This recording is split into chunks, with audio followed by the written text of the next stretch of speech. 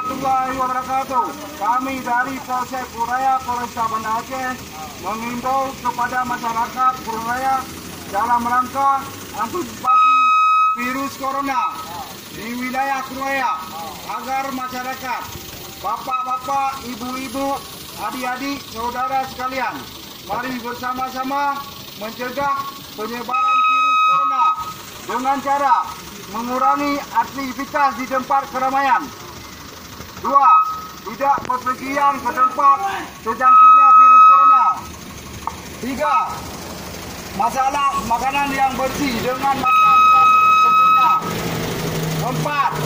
Selalu mencuci tangan dengan sabun atau antiseptik.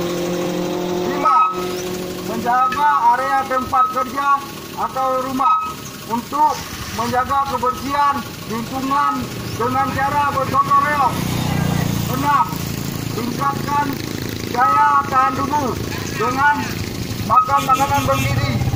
7. Bila demam atau sakit napas, segera periksa di puskesmas yang terdekat.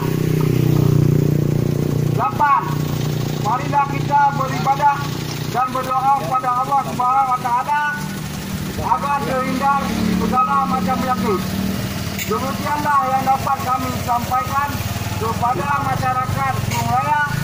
Wassalamualaikum warahmatullahi wabarakatuh.